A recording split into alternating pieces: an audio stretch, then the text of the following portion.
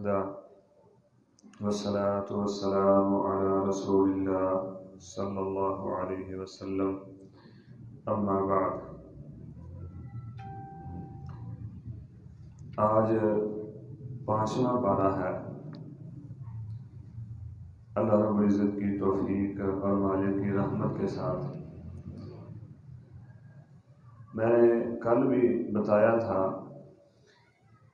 کہ اس صورت میں اللہ رب العزت نے مسلمانوں کے معاشی اور گھریلو معاملات میں کافی سارے احکامات جاری کیے ہیں۔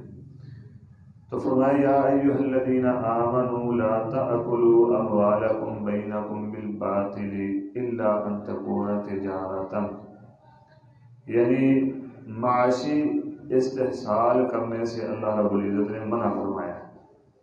پہلے دو مقامات پر اللہ رب العزت نے سود سے منع کیا کہ سود لینا دینا نہیں ہے۔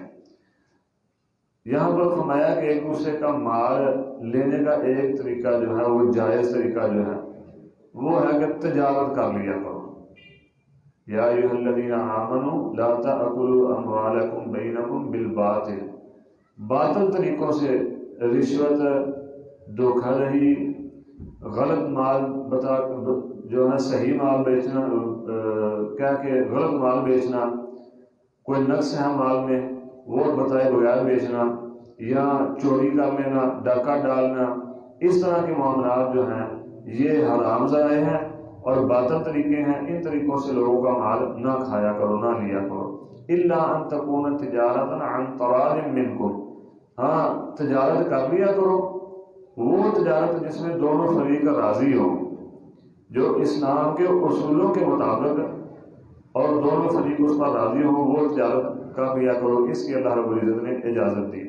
آگے پھر فرمایا کہ وَلَا تَتَمَنَّوْا مَا فَضَّلَ اللَّهُ بِهِ بَعْضَكُمْ عَلَى بَعْضٍ، یعنی ایک دوسرے کو جو اللہ رب العزت نے تمہیں مقام دیے ہیں، جو فضیلت ایک دوسرے پر ایک دوسرے کو دی ہے، اس کا لحاظ اور خیال رکھا کرو، اسے تسلیم کیا کرو۔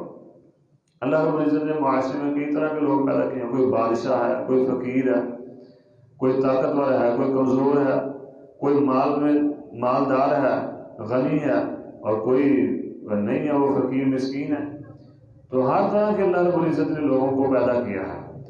تو جن کو اللہ رب العزت نے مقام عطا فرمایا وَلَا تَتَمَنَّوْا مَا فَضَّلَ اللَّهُ بِهِ بَعْضَكُمْ عَلَى بَعْضٍ، ان کے مقام کو تسلیم کرو، مانو، اور اس تک پہنچنے کی تمنا نہ کرو۔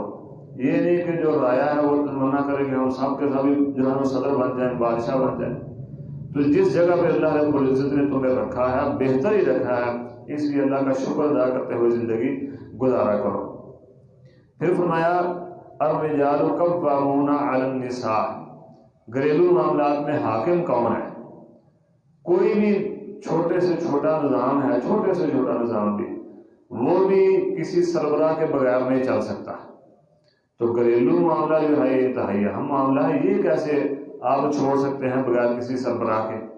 تو اللہ رب العزت نے فرمایا الرجال قوامون علی النساء، مرد جو ہیں یہ عورتوں پر جو نگران مقرر کر دیے گئے ہیں۔ یعنی گھریلو معاملات کا جو سربراہ ہے، جو حاکم ہے، جو مسئول ہے، جس سے قیامت کے دن سوال کیا جائے گا اس کے گھریلو معاملات کے متعلق، وہ مرد ہے۔ تو آگے پھر اللہ رب العزت نے بتایا عورتیں جو ہیں وہ خاوند کی فرما بردار ہوتی ہیں، اس کی غیر حاضری میں وہ جو ہے نا حفاظت کرنے والی ہوتی ہیں، اپنی شرمگاہ کی بھی اور خاوند کے مال کی بھی، خاوند کی اولاد کی بھی۔ اور عورت جو ہے نافرمانی نہیں کرتی، اس کے بستر کا خیال رکھتی ہے۔ اس طرح اور دوسرے تیسرے جو ہے نا وہ عورتوں کے متعلق جو اچھی نیک عورتیں ہیں ان کے متعلق بتایا۔ بعض الناس جو ہیں وہ یہ کہتے ہیں الرجال قوامون علی النساء سے کہ اللہ رب العزت نے فرمایا مردوں کو نگران بنایا ہے عورتوں پر، یعنی محافظ بنایا ہے عورتوں کا، تو سربراہ عورت ہے نہ کہ مرد ہے۔ اس بات سے وہ یہ مسئلہ اخذ کرتے ہیں کہ گھر کے معاملات کی سربراہ عورت ہے نہ کہ مرد ہے، کیونکہ اللہ نے نگران بنایا ہے مرد کو، یعنی محافظ بنایا ہے۔ حالانکہ نگران کا مطلب محافظ نہیں ہے، مطلب یہی ہے کہ ذمہ داری اللہ نے مرد پر ڈالی ہے۔ اس کی دلیل صحیح بخاری کی 304 نمبر حدیث سیدنا ابو سعید خدری رضی اللہ عنہ روایت فرماتے ہیں، میں نبی صلی اللہ علیہ وسلم نے عورتوں کو نصیحت کی، خطبہ دیا، آواز کیا تو فرمایا میں نے اچھے بھلے عقل مند پختہ رائے مرد کی عقل کو بگاڑنے والے تم سے زیادہ کسی اور کو نہیں پایا، یعنی عورتوں کے علاوہ کسی اور چیز کو نہیں پایا۔ معلوم ہوا پختہ رائے مرد کو بھی یہ بگاڑ دیتی ہیں، تو حاکم مرد ہے کوئی اس کو بگاڑتی ہیں۔ لمبی حدیث کا جس کا یہ ایک ٹکڑا ہے، اسی حدیث میں نبی صلی اللہ علیہ وسلم نے فرمایا تم ناقص العقل بھی ہو اور ناقص الدین بھی ہو، ناقص العقل اور ناقص الدین ہونے کے باوجود تم اچھے بڑے اچھے خاصے پختہ رائے مرد کی عقل کو بگاڑ کے رکھ دیتی ہو۔ اس طرح دوسری حدیث بھی ہے جس میں نبی صلی اللہ علیہ وسلم نے عورت کے حکمران بننے سے منع کیا، فرمایا جس قبیلے کی یا جس قوم کی حکمران جو ہے وہ عورت بن جائے، سمجھ لو وہ قبیلہ یا وہ قوم تباہ ہو گئی۔ تو اس سے بھی سمجھ آتی ہے کہ عورت معاملات کی انتظامی امور کی سربراہ گھر ہو یا گھر کے باہر ہو، سربراہ وہ نہیں ہو سکتی اسلام کی نظر سے۔ پھر پورے کا پورا گھر کا جو نظام ہے اس کی دیکھ بھال یہ کر رہی ہوتی ہے۔ خامد تو صبح کا بیچارہ جاتا ہے، مرد صبح سے جاتا ہے، شام کو گھر آتا ہے، گھر میں پیچھے کیا کرنا ہے کیا نہیں کرنا، کون آ رہا ہے کون جا رہا ہے، کسے آنے دینا ہے کسے نہیں دینا آنے دینا، بچوں کو کیسے جو ہے تعلیمی معاملات میں یا اس کی صحت کے لحاظ سے کیا کرنا ہے، یہ سارے معاملات وہ دیکھ رہی ہوتی ہے۔ ذمہ دار نگران اگرچہ وہ ہے کہ وہ آ کر پوچھے اسے حساب کتاب اس کا کرے، لیکن کام چونکہ یہ کر رہی ہوتی ہے۔ تو اللہ رب العزت نے فرمایا وَإِنْ خِفْتُمْ شِقَاقَ بَيْنِهِمَا فَابْعَثُوا حَكَمًا مِّنْ أَهْلِهِ وَحَكَمًا مِّنْ أَهْلِهَا۔ اگر عورت سے کوئی معاملہ ہو جائے، کوئی اونچ نیچ ہو جائے، اس کا مطلب یہ نہیں کہ فوراً اسے طلاق دے دو اور الگ کر دو، بلکہ نہیں، صلح کرو، آپس میں مفاہمت کر لو۔ ایک مرد جو ہے نا وہ مرد کے گھر والوں کی طرف سے، ایک مرد عورت کے گھر والوں کی طرف سے، یعنی دو منصف مقرر کر لو، ایک مرد کی طرف سے ایک عورت کی طرف سے، جو بیٹھ کر تمہارا فیصلہ کر دیں۔ لڑائی جھگڑا گھریلو معاملات میں کوئی اچھی چیز نہیں ہے، بلکہ صلح ہی کیا کرو۔ پھر آگے اللہ رب العزت نے مسلم معاشرے کے جو دوسرے افراد ہیں، یہ تو گھریلو معاملے ہیں، میاں بیوی اور بچوں کے معاملات ہیں، دوسرے معاشرے کے جو افراد ہیں ان کے متعلق بھی فرمایا یتیموں، مسکینوں، رشتہ داروں کے جو ہمسائے ہیں ان کے، اسی طرح والدین اور دوسرے تیسرے ان کے متعلق اللہ رب العزت نے فرمایا کہ ان کا بھی خیال رکھنا ہے۔ آگے فرمایا یا ایھا الذین آمنوا لا تقربوا الصلاة وانتم سکارى حتى تعلموا ما تقولون ولا جنبا الا عابر سبیل۔ نماز اتنی دیر، یہ اس وقت حکم تھا جب شراب ابھی حرام نہیں ہوئی تھی اسلام میں۔ کوئی بھی کام ہے اللہ رب العزت نے یکدم وہ فرض نہیں کر دیا، بلکہ سلسلہ وائز درجہ بدرجہ، یہی شراب کے متعلق 3 حکم آئے ہیں، تیسرے حکم میں جا کے اللہ نے فرمایا کہ شراب آج کے بعد حرام ہے۔ اسی طرح رمضان کے جو روزے ہیں الحمدللہ آج ہم رکھ رہے ہیں، 6واں روزہ ہے، اللہ ہمیں مکمل رمضان روزہ رکھنے میں، روزہ رکھ کر گزارنے کی توفیق عطا فرمائے۔ تو یہ بھی ہجرت کے بعد دوسرے سال جا کے دوسری ہجری کو نبی صلی اللہ علیہ وسلم پر روزے فرض کیے گئے۔ اسی طرح نماز ہے، وہ بھی ہجرت سے کچھ دیر پہلے، 1-2 سال پہلے 5 نمازیں فرض ہوئی ہیں۔ یعنی اسلام کے جو احکامات ہیں وہ درجہ بدرجہ جو ہے وہ فرض کیے گئے ہیں۔ تو یہاں پر بھی فرمایا یہ بھی شراب حرام ہونے سے پہلے کی بات ہے، چونکہ اس معاشرے میں شراب بہت زیادہ پی جاتی تھی، لوگ شراب کی خرید و فروخت کرتے تھے، شراب گھروں میں بناتے تھے، تو یکدم حرام نہیں کی بلکہ درجہ بدرجہ جو ہے نا وہ لوگوں کو منع کیا۔ فرمایا لا تقربوا الصلاة وانتم سکارى، جب تم نشے کی حالت میں ہوتے ہو تب نماز کے قریب نہ جایا کرو۔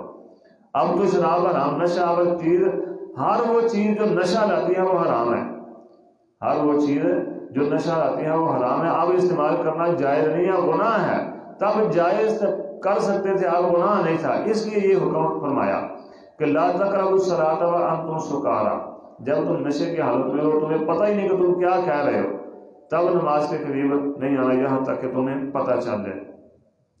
یہاں ایک بات انتہائی اہم یہ بھی یاد رکھیں کہ اللہ رب العزت نے پیچھے بھی سورۃ البقرہ میں نکاح کے، سورۃ آل عمران اور سورۃ البقرہ میں دوسرے سپارے میں نکاح کے احکامات، میاں بیوی کے آپس کے معاملات اور طلاق کے معاملات کے درمیان میں ایک آیت نماز کے متعلق نازل فرمائی، ایک آیت نماز کی پابندی کے متعلق نازل فرمائی، اور یہاں بھی گھریلو معاملات کے متعلق احکامات جاری کرتے ہوئے درمیان میں، یہ پہلے بھی گھریلو معاملات، بعد میں بھی گھریلو معاملات، درمیان میں ہے یا ایھا الذین آمنوا لا تقربوا الصلاۃ وانتم سکارى۔ کیا وجہ کہ ادھر بھی گھریلو معاملات، ادھر بھی گھریلو معاملات، درمیان میں دونوں کے نماز کا حکم۔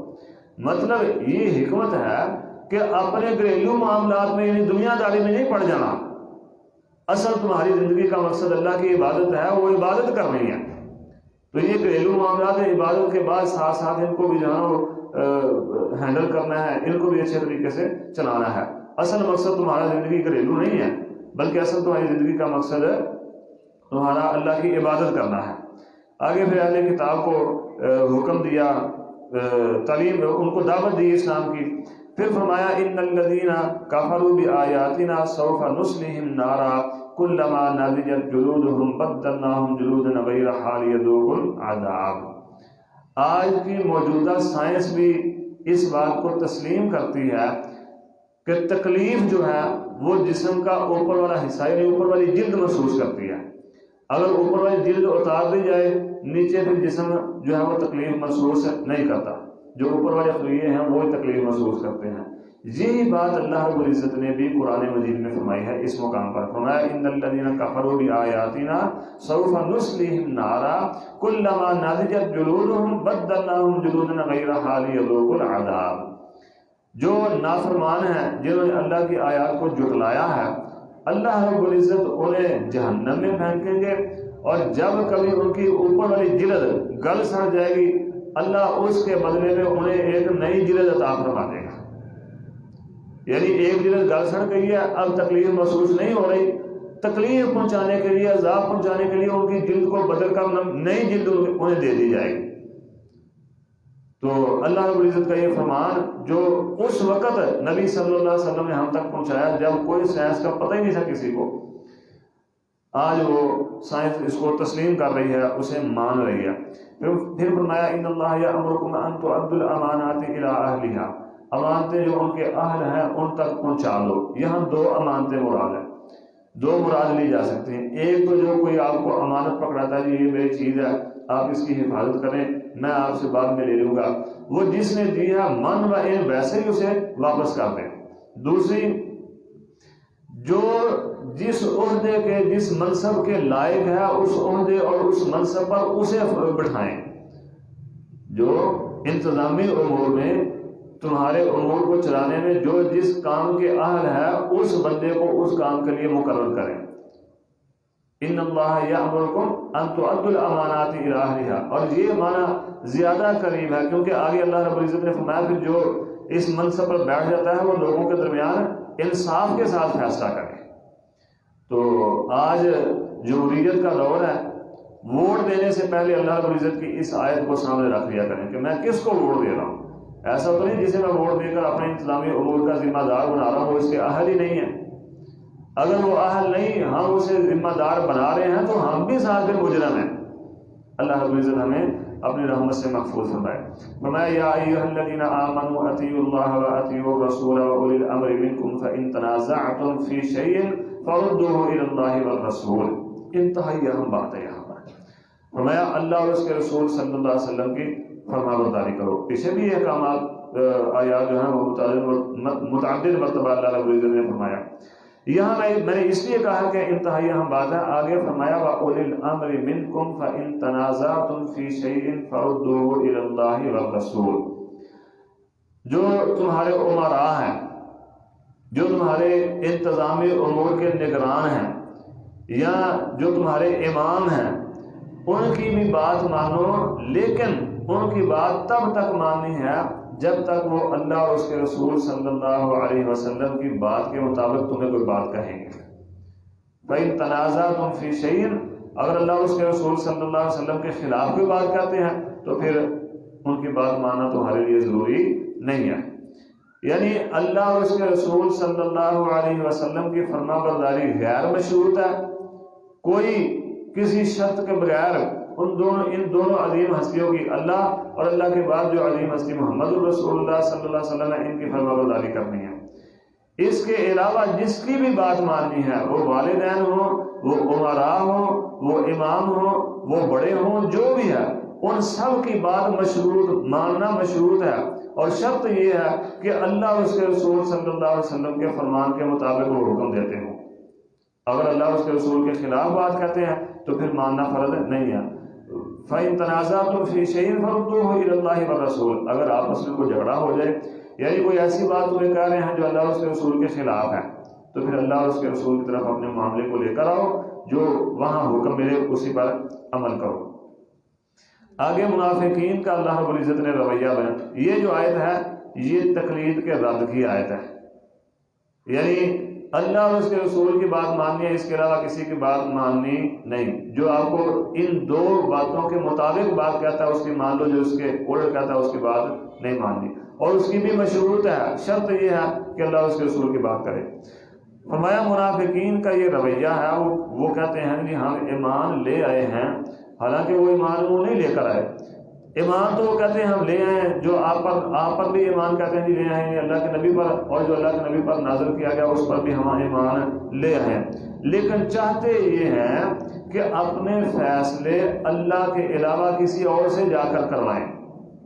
دعویٰ تو یہ کرتے ہیں ہم ایمان لے آئے ہیں، لیکن وہ چاہتے وہ یہ ہیں یریدون ان یتحاکموا الی الطاغوت، وہ چاہتے یہ ہیں کہ اپنے فیصلے اللہ سے علاوہ کسی اور سے جا کر کروائیں۔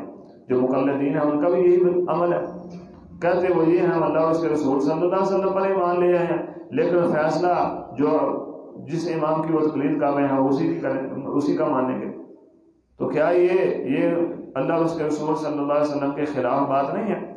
آگے فرمایا فَلَا وَرَبِّكَ لَا يُؤْمِنُونَ حَتَّى يُحَكِّمُوكَ فِي مَا شَجَرَ بَيْنَهُمْ ثُمَّ لَا يَجِدُوا فِي أَنفُسِهِمْ حَرَجًا مِّمَّا قَضَيْتَ وَيُسَلِّمُوا تَسْلِيمًا۔ تیرے رب ہونے کی قسم، فَلَا وَرَبِّكَ، اے محمد صلی اللہ علیہ وسلم آپ کے رب ہونے کی قسم، کوئی بھی شخص اتنی دیر تک مومن ہی نہیں ہے جب تک وہ آپ کے فیصلے کو مان نہ لے جو آپ نے ان کا فیصلہ کیا ہے، جب تک وہ مان نہ لے جو آپ نے فیصلہ کیا ہے اس فیصلے کو، اپنے دل کی تنگی کے بغیر، ثم لا تجدوا فی انفسہم حرجا مما قضیت ویسلموا تسلیما، اپنے دل میں کوئی یہی فیصلہ تو مان رہا ہے بظاہر، لیکن دل سے تسلیم نہیں کر رہا، دل سے وہ بس تنگ ہو کر ہی فیصلہ مان رہا ہے اللہ اور اس کے رسول صلی اللہ علیہ وسلم کا، تو یہ بھی نفاق کی علامت ہے، بغیر دلی تنگی کے اللہ اور اس کے رسول صلی اللہ علیہ وسلم کی بات کو تسلیم کرنا ہے۔ یہ بات بھی بتا رہی ہے کہ اللہ اور اس کے رسول صلی اللہ علیہ وسلم کی بات کو تسلیم کرنا ہے۔ سنن ترمذی جو درسی نسخہ ہے اس کے شروع میں لکھا ہے، کسی کا مقدمہ لکھا، نام مجھے ان بزرگوں کا نہیں یاد، باقی حوالے کا میں ذمہ دار ہوں، لکھا ہے کہ رسول اللہ صلی اللہ علیہ وسلم کے عمل کے مطابق امام شافعی رحمہ اللہ خیار کے معاملے میں، امام شافعی رحمہ اللہ سنت کے انتہائی قریب ہیں، خیار کے معاملے میں امام شافعی رحمہ اللہ سنت کے انتہائی قریب ہیں، لیکن چونکہ ہم امام ابو حنیفہ رحمہ اللہ کے مقلد ہیں اس لیے ہم امام صاحب کی تقلید کریں گے۔ اللہ رب العزت نے فرمایا فَلَا وَرَبِّكَ لَا يُؤْمِنُونَ حَتَّى يُحَكِّمُوكَ فِي مَا شَجَرَ بَيْنَهُمْ ثُمَّ لَا يَجِدُوا فِي أَنفُسِهِمْ حَرَجًا مِّمَّا قَضَيْتَ وَيُسَلِّمُوا تَسْلِيمًا۔ آپ اتنی دیر تک ایمان والے نہیں ہو سکتے جب تک دلی سکون کے ساتھ، دلی تصدیق کے ساتھ اللہ اور رسول صلی اللہ علیہ وسلم کی بات کو نہیں مان لیتے۔ سورۃ الفاتحہ میں دعا کی تھی اہدنا الصراط المستقیم صراط الذین انعمت علیہم، اللہ مجھے صراط مستقیم دکھا دے، مجھے صراط مستقیم دکھا دے، وہ صراط مستقیم ان لوگوں کا رستہ، یہ وہ رستہ دکھا جن لوگوں پر تو نے انعام کیا۔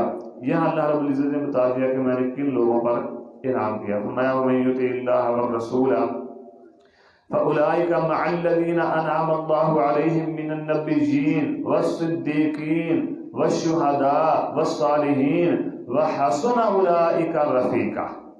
نبی من النبیین، نبیوں پر میں نے انعام کیا، صدیقوں پر انعام کیا، شہداء پر جو اللہ کے راستے میں اپنی جانیں قربان کرتے ہیں ان پر انعام کیا، والصالحین اور جو نیکوکار ہیں جو اللہ اور اس کے رسول صلی اللہ علیہ وسلم کی فرما برداری کرنے والے ہیں ان پر میں نے انعام کیا ہے، ان کے راستے پر چلو تو یہ راستہ صراط مستقیم ہے۔ اللہ رب العزت نے واضح بتا دیا۔ آگے فرمایا من یطع الرسول فقد اطاع اللہ، جو رسول کی فرما برداری کرے گا حقیقت میں اسی نے اللہ کی فرما برداری کی ہے۔ یہ نہیں کہا کہ جو ائمہ کی تقلید کرے گا یا اللہ کے نبی کے سے ہٹ کر کسی اور کی بات مانے گا وہ بھی اللہ کے راستے پر چلنے والا ہے، نہیں۔ من یطع الرسول، جو رسول کی فرما برداری کرے گا فقد اطاع اللہ، اس نے اللہ کی فرما برداری کی ہے۔ اس آیت سے حدیث کی اہمیت بھی واضح ہوتی ہے۔ من یطع الرسول فقد اطاع اللہ، جو کہتے ہیں ہم قرآن کو مانتے ہیں حدیث کو نہیں مانتے، وہ اصل میں قرآن کو بھی نہیں مان رہے، وہ قرآن کا بھی انکار کر رہے ہیں۔ جب اللہ رب العزت نے فرمایا من یطع الرسول، رسول کی فرما برداری کرو، فقد اطاع اللہ، تو ہی اللہ کی فرما برداری ہے، تو پھر قرآن کی اس آیت کو آپ کیسے مان رہے ہیں؟ بلکہ اس کے علاوہ پیچھے جو پڑھی ایھا الذین آمنوا اطیعوا اللہ واطیعوا الرسول، وہ اور آگے بے شمار، پیچھے بھی آگے بھی بے شمار آیات ہیں۔ آپ نبی صلی اللہ علیہ وسلم کی حدیث کا انکار کر کے ان آیات پر عمل کر ہی نہیں سکتے، مطلب پھر آپ قرآن کا بھی انکار کر رہے ہیں۔ اس کے بعد پھر اللہ رب العزت نے جہاد کے متعلق احکامات جاری فرمائے کہ جہاد تم کیوں نہیں کرتے، مسلمان مردوں، عورتوں، بوڑھوں، بچوں کی مدد کے لیے کیوں نہیں نکلتے، تفصیل کے ساتھ اللہ رب العزت نے فرمائے۔ آگے پھر اللہ رب العزت نے ایک اصول بیان کیا ہے کہ کوئی بھی بات جو تمہارے پاس آتی ہے وَإِذَا جَاءَهُمْ أَمْرٌ مِّنَ الْأَمْنِ أَوِ الْخَوْفِ أَضَاعُوا بِهِ وَلَوْ رَدُّوهُ، جو بات بھی تمہارے پاس آتی ہے اسے تصدیق کیے بغیر آگے مت پھیلایا کرو۔ یہ حکم سورۃ الحجرات میں بھی آگے اللہ رب العزت نے فرمایا ہے۔ وہ امن کی بات ہے یا خوف کا معاملہ، کوئی بھی معاملہ اسے مشہور کر دیتے ہو، یہ درست نہیں ہے۔ اگر وہ بات رسول صلی اللہ علیہ وسلم کی طرف یا اپنے حکم دینے والے یا اپنے حاکم کی طرف لے کر جاؤ تو یہ تمہارے لیے بہتر ہے، نقصان سے بچ سکتے ہو تم۔ آج سوشل میڈیا میں دیکھ لیں، کوئی بات مل جائے بغیر تصدیق کے ہم پھیلاتے ہی چلے جاتے ہیں، بعد میں جا کے جب وہ اچھی خاصی معروف ہو جاتی ہے پتہ چلتا ہے یہ رجوع ہوتی، یا ہمارا جو الیکٹرانک یا پرنٹ میڈیا اس کا بھی یہی صورتحال ہے۔ تو اللہ رب العزت نے کسی بھی بات کو بغیر تصدیق کے آگے پہنچانے سے منع کیا، بلکہ وہاں تو فرمایا ہے ان جاءکم فاسق بنبأ، جو سنی سنائی بات آگے کر دیتا ہے بغیر تصدیق کے وہ فاسق ہے، جو سنی سنائی بات آگے کر دیتا ہے وہ فاسق ہے۔ آگے پھر اللہ رب العزت نے حکم دیا ہے کہ منافقوں کے ساتھ رویے کو سخت رکھنا ہے، ان کے لیے رویہ نرم نہیں کرنا۔ پھر اللہ رب العزت نے قتل کے متعلق احکامات نازل فرمائے کہ اگر غلطی سے قتل ہو جائے، پہلی بات تو یہ یاد رکھیں، نبی علیہ الصلوۃ والسلام نے فرمایا، براء بن عازب رضی اللہ عنہ روایت فرماتے ہیں، سنن ابن ماجہ کی 2619 نمبر حدیث ہے، شیخ البانی رحمہ اللہ نے اسے صحیح قرار دیا۔ فرمایا نبی علیہ السلام نے لزوال الدنیا اہون علی اللہ من قتل مؤمن بغیر حق، ایک طرف دنیا تباہ و برباد ہو جائے تو اللہ کو کوئی پرواہ نہیں ہے۔ لزوال الدنیا، دنیا کا نظام تباہ و برباد ہو جائے اللہ کو اس کی کوئی پرواہ نہیں۔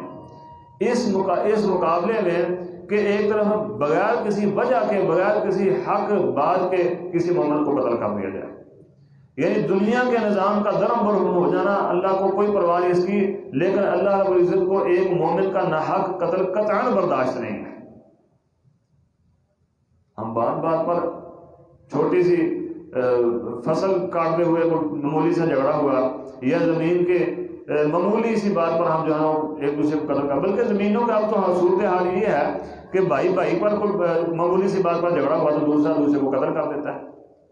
تو یہ یاد رکھیں، یہ انتہائی خوفناک امر ہے، انتہائی۔ اللہ رب العزت نے یہیں پر فرمایا ہے کہ ایسے لوگوں کے لیے جو بغیر کسی وجہ سے کسی مومن کو قتل کر دیتے ہیں، اللہ رب العزت نے ان کے لیے جہنم تیار کر رکھی ہے، اور بہت دردناک عذاب، اللہ کا غصہ، اللہ کا غضب ان پر نازل ہوتا ہے ایسے لوگوں کے لیے۔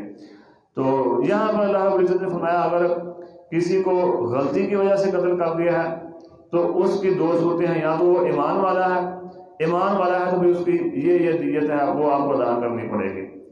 اب ایمان والا نہیں ہے، کافر ہے، تو پھر دو صورتیں ہیں، اگر کافر ایسا ہے جن کے ساتھ آپ کا کوئی معاہدہ ہے تو پھر یہ دیت ہے، اگر معاہدہ نہیں ہے تو پھر اس کا یہ معاملہ ہے. یہ اللہ رب العزت نے یہاں واضح فرمائے ہیں. پھر اللہ رب العزت نے مجاہدین کی جو ہے فضیلت بیان فرمائی، فرمایا لا یستوی القاعدون من المؤمنین غیر اولی الضرر. جو گھر بیٹھے رہتے ہیں وہ مجاہدین کے درجے کو نہیں پہنچ سکتے. جو اللہ کے راستے میں جہاد کرتے ہیں ان کے درجے کو گھر بیٹھ کر اللہ کی عبادت کرنے والا نہیں پہنچ سکتا. جتنی مرضی نمازیں پڑھ لے، تہجدیں پڑھ لے، جو مرضی کر لے، لیکن جو میدان جہاد میں اترے ہیں دشمن کے مقابلے میں اسلام کا پرچم توحید کا اعلاء کلمات اللہ بلند کرنے کے لیے ہیں، ان کے مقابلے کو وہ نہیں پہنچ سکتا. پھر اللہ نے فرمایا ان اللہ لا یغفر ان یشرک بہ ویغفر ما دون ذلک. یہ دوسرا حکم ہے اسی سپارے اور اسی صورت میں کہ اللہ رب العزت شرک کو قطعاً معاف نہیں فرمائے گا. پہلے فرمایا فقد افترا اثما عظیما. یہ سب سے بڑا جھوٹ جو اس دنیا میں ہے وہ شرک ہے. کوئی یہ کہے کہ اللہ کے ساتھ یہ بھی کچھ کرنے والا ہے، کرنی دھرنے والا، یہ بھی داتا ہے یا غوث اعظم ہے یا مشکل کشا ہے یا حاجت روا ہے یا فلاں فلاں ہے، دستگیر ہے، اولاد دینے والا ہے، رزق کاروبار چلانے والا ہے. اللہ نے فرمایا یہ دنیا کا سب سے بڑا جھوٹ ہے. فقد افترا اثما عظیما. اور پھر آگے فرمایا فقد ضل ضلالا مبینا. سب سے بڑی اور سب سے واضح گمراہی جو ہے یہ شرک ہی ہے. اللہ رب العزت ہر معاملہ، نماز میں کمی کوتاہی، روزوں میں کمی کوتاہی، دوسرے تیسرے معاملات میں کمی کوتاہی اللہ رب العزت معاف فرما دیں گے. لا یغفر ان یشرک بہ. اگر نہیں معاف کرنا تو اللہ نے شرک نہیں معاف کرنا. اتنا یہ اہم عمل ہے. پھر اللہ رب العزت نے فرمایا کہ مرد جو کہ شاہانہ مزاج کے ہوتے ہیں اور عورت کے مزاج میں اللہ رب العزت نے صبر اور برداشت رکھا ہے. تو حکم یہ دیا ہے مردوں کو بھی اور عورتوں کو بھی کہ اگر مرد کے کسی کام کی وجہ سے، کسی لاپرواہی کی وجہ سے آپ ناراض ہیں، عورتوں کو حکم دیا کہ اگر تمہیں وہ پسند نہیں ہے وَإِنِ امْرَأَةٌ خَافَتْ مِنْ بَعْلِهَا نُشُوزًا أَوْ إِعْرَاضًا فَلَا جُنَاحَ عَلَيْهِمَا أَن يُصْلِحَا بَيْنَهُمَا صُلْحًا. اگر مرد کے کسی لاپرواہی کی وجہ سے آپ ناراض ہیں، آپ کو اچھی نہیں لگ رہی، تو اس کا مطلب یہ نہیں ہے کہ آپ طلاق کا مطالبہ کر لیں، بلکہ آپ اس کے ساتھ کوئی مفاہمت کر لیں. یعنی یوں کہہ لیں کہ اللہ رب العزت چاہتے ہی یہ ہیں، ہر ممکن کوشش ہے اسلام کی کہ گھر جو ہے وہ تباہ و برباد نہ ہو، طلاق کا معاملے تک نوبت نہ ہی پہنچے. پیچھے اللہ رب العزت نے شروع میں حکم دیا وَعَاشِرُوهُنَّ بِالْمَعْرُوفِ. اچھے طریقے کے ساتھ ان کے ساتھ رہو. وَإِن كَرِهْتُمُوهُ فَعَسَىٰ أَن تَكْرَهُوا شَيْئًا وَيَجْعَلَ اللَّهُ فِيهِ خَيْرًا كَثِيرًا. اگر یہ تمہیں پسند نہیں ہے، اگر اچھی نہیں لگتی، تو ممکن ہے اس کی وجہ سے اللہ رب العزت تمہیں کسی بہت بڑی بلائی سے جو ہے مستفید فرما دے. تو یہاں بھی اور وہاں مرد کو حکم دیا وَعَاشِرُوهُنَّ بِالْمَعْرُوفِ، یہاں عورت کو حکم دیا کہ اگر کوئی معاملہ اس کا اچھا نہیں لگ رہا تو پھر اس کے ساتھ کوئی مفاہمت کر لو، صلح کر لو. صلح صفائی والی بات، گھروں کو جوڑنا اچھی بات نہیں ہے. طلاق لے لینی یا طلاق دے دینی یہ کوئی اچھی بات نہیں ہے. آگے اللہ رب العزت نے فرمایا ہر حالت میں گواہی دینی ہے تو سچی ہی گواہی دینی ہے. اگر گواہی دینے تک بات آئے تو سچی گواہی دینی ہے، جھوٹی گواہی سے پرہیز کرنا ہے.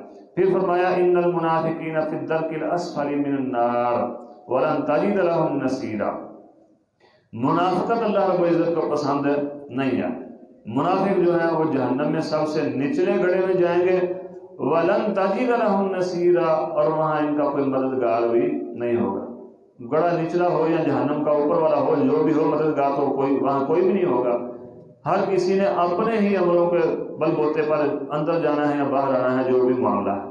اگر ہمیشہ جہنم میں رہا پھر بھی اپنے عملوں پر، اگر کچھ دیر سزا ہو کر کے باہر آ کر جنت میں چلا گیا پھر بھی اپنے عملوں کی بنیاد پر.